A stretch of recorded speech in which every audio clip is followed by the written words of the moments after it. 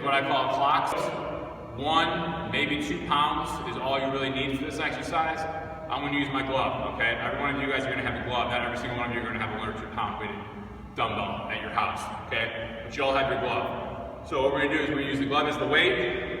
We're going to get ourselves into a good position here with a nice flat back. And we're going to think a clock in our head, okay? Me being left-handed, I'm working from 12 counterclockwise to 6. All you righties, you're working 12 clockwise to 6, okay? So, picturing that clock in your head, we want this arm to hit every number. 12, 11, 10, 9, 8, 7, 6, 7, 8, 9, 10, 11, 12.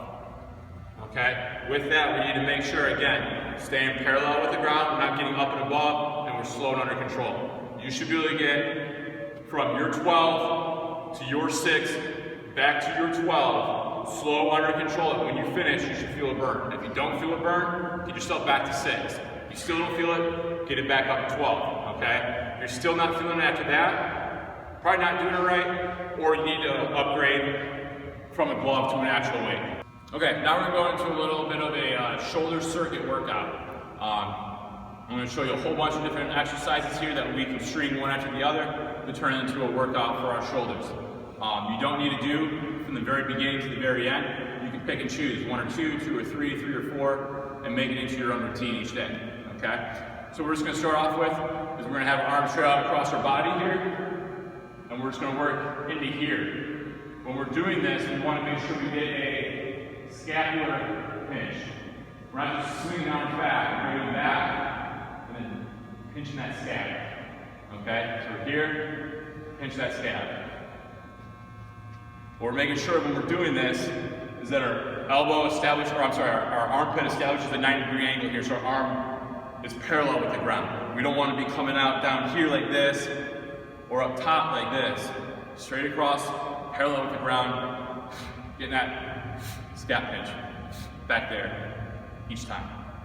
Okay? You're going to roll this for 30, 40, 50 seconds, 20 seconds, however long you want to roll it for.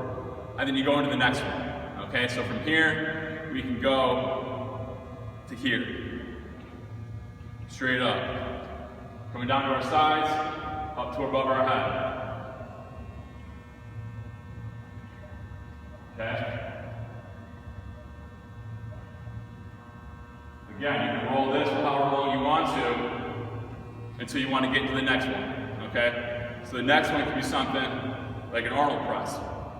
It's right here, or a fly. Again, establishing 90-90, come to center, come to here, and then making sure we get that scapular pinch. Scapular pinch. Scap pinch. Okay? Again, same concept. You can roll this for however long you want to, and burn your shoulders out. Alright? When we get to the next one, we start in the same position, 90-90, and now we're just working up. Alright, we're not trying to work hands to center. We're working, taking those elbows and shooting them straight up. Straight up. Again, we don't need to have the elbows come below our shoulders. We need to maintain that 90-degree there and coming up.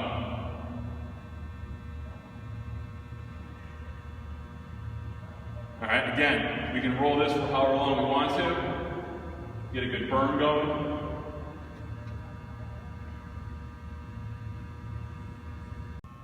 Alright, next we're going to do what I call snow angels. Alright, so you're going to think about laying on your back and how you would do a snow angel. It's going to be a similar concept, except we're going to be in our chest.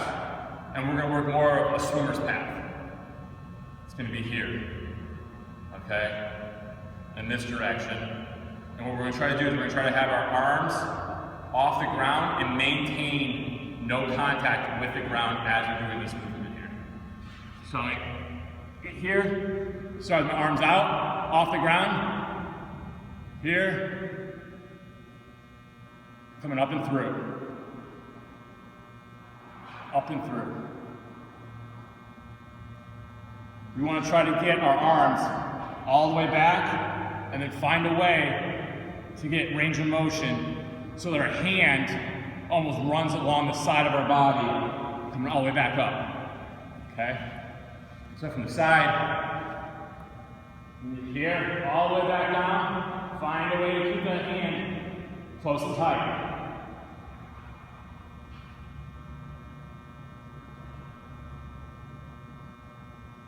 Okay? After you do about 10 or 15 of those, get yourself a rest, and then you do the same thing with the opposite direction. Okay, so instead of being forward, back to front, when we start back, we're forward and around.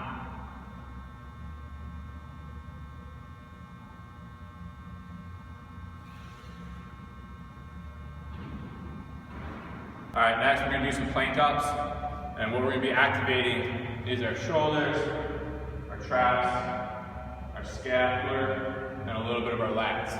Okay, we're going to get ourselves into a tall position, and we're just going to work to different elevation points with our hands, stabilizing our shoulder, stabilizing our hips while we're doing it as well. Okay, so we're just going to get ourselves down, and we need two surfaces, one that's higher than the other, but they're side by side. So here, I'm just gonna work the mount. All right, there's a little bit of an elevation on the mount, and that's gonna be all I really need. So I'm gonna start in my standing plank position on the lower surface, and then I'm gonna work up to the higher.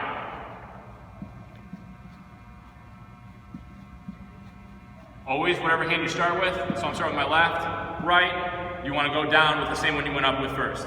Left, right, left, right, left, right. While I'm doing this, notice my hips are trying to stay completely square and not sway with the movement of my body. Okay, so a bad rep would be looking like this. And my hips are swaying in the direction to help my hands move. Okay, keep yourself sturdy. All right, so again here, left, right, left, right.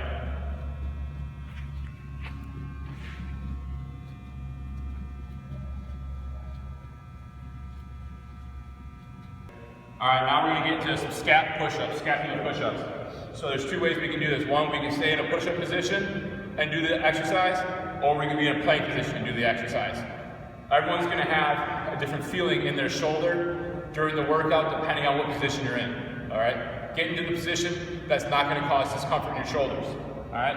I personally like being in the plank position, so I'll do that one first. We're going to be in a plank position, and now all we're doing is we're letting our chest come down, and now we're exploding up through our scaps. Okay. Letting the chest drop, coming up. Just working that scap.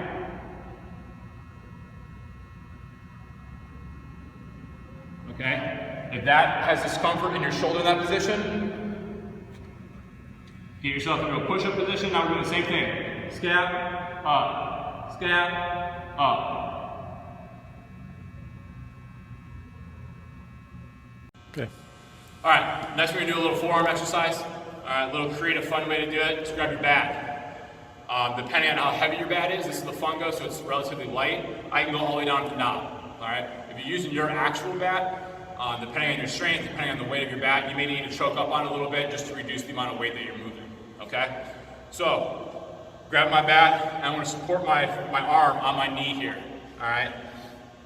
All we're doing is slow, under control, side to side. Letting the bat weight take over at the end, so that way it's max out of my range of motion of my wrist here. Coming back. Get my max range of motion with my wrist on this way and back. Okay? Slow and under control. Side to sides. Okay? You can also do the same thing this way. Up and downs.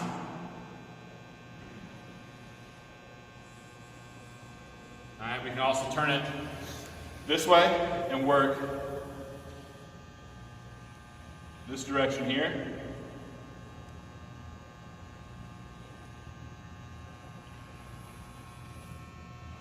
All right, we can turn it around and we work this direction here.